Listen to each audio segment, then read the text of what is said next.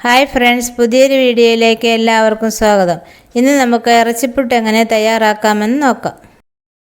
ആദ്യമായി ഒരു കുക്കറിലേക്ക് 200 ഗ്രാം ബീഫും 1/4 ടീസ്പൂൺ ഉപ്പും 1/4 ടീസ്പൂൺ മഞ്ഞൾപ്പൊടിയും 1/2 ടീസ്പൂൺ കുരുമുളക് പൊടിയും ചേർത്ത് മിക്സ് ചെയ്തതിന് ശേഷം കുറച്ച് വെള്ളവും ഒഴിച്ച് കുക്കർ അടച്ച് വേവിക്കാനായി വയ്ക്കാം.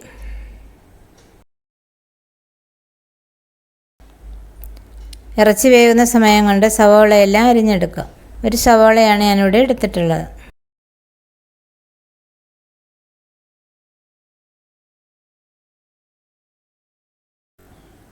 പത്ത് 12 വെളുത്തുള്ളി ചെറുതായി അരിഞ്ഞെടുക്കാം. ഇഞ്ചി ചെറിയ കഷ്ണങ്ങളായി അരിഞ്ഞെടുക്കാം. ഒരു പച്ചമുളക് ചെറുതായി അരിഞ്ഞെടുക്കാം. തക്കാളി ഒരെണ്ണം ചെറുതായി അരിഞ്ഞെടുക്കുക.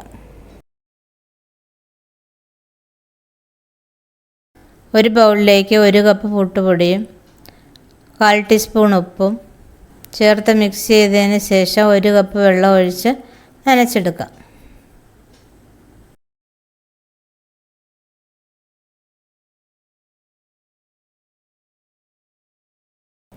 ഇതുപോലെ നനച്ചതിന് ശേഷം 10 മിനിറ്റ് മാറ്റി വയ്ക്കുക.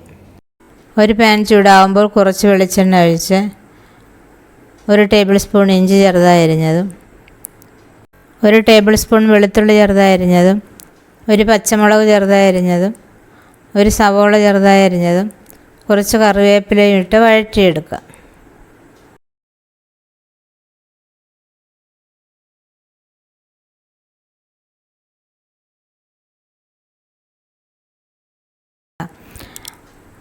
അഞ്ച് വിസിലിന് ശേഷം ബീഫെല്ലാം വെന്തിട്ടുണ്ട്.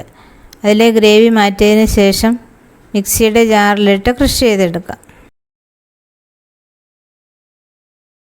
ഇതുപോലെ ക്രഷ് ചെയ്തതിന് ശേഷം മാറ്റി വയ്ക്കാം. സവോളയെല്ലാം വഴന്നതിന് ശേഷം അതിലേക്ക് 1/2 ടീസ്പൂൺ മഞ്ഞൾപ്പൊടിയും 1/2 ടീസ്പൂൺ മുളക് പൊടിയും 1/2 ടീസ്പൂൺ മല്ലിപ്പൊടിയും 1/2 ടീസ്പൂൺ കുരുമുളക് പൊടിയും 1/2 ടീസ്പൂൺ ഗരം മസാലയും ചേർത്ത് നന്നായി വഴറ്റിയെടുക്കാം. മസാലയെല്ലാം മൊരിഞ്ഞ് പച്ചമണം മാറുമ്പോൾ അതിലേക്ക് 1 തക്കാളി ചെറുതായി അരിഞ്ഞതും 1/4 ടീസ്പൂൺ ഉപ്പും ഇറച്ചി വേവിച്ച വെള്ളവും ചേർത്ത് മിക്സ് ചെയ്തതിന് ശേഷം അടച്ചു വെച്ച് വേവിക്കാം.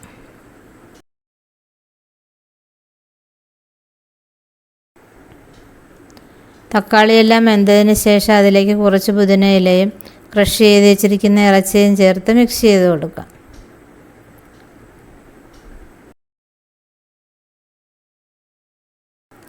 ഇറച്ചി നല്ലതുപോലെ ഡ്രൈ ആയതിന് ശേഷം ഫ്ലെയിം ഓഫ് ചെയ്യാം.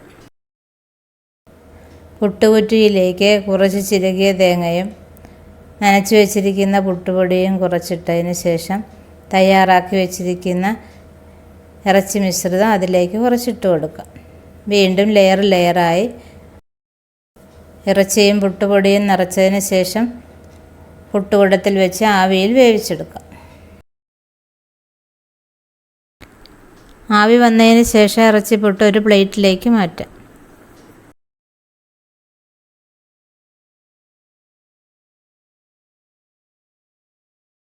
ഇപ്പോൾ നമ്മുടെ ഇറച്ചിപ്പുട്ട് ഇവിടെ തയ്യാറായിരിക്കുന്നു. ഇത് എല്ലാവരും വീട്ടിൽ ട്രൈ ചെയ്ത് നോക്കണം. ഈ വീഡിയോ ഇഷ്ടമായ ലൈക്ക് ചെയ്യാനും ഷെയർ ചെയ്യാനും കമൻറ്റ് ചെയ്യാനും മറക്കരുത്.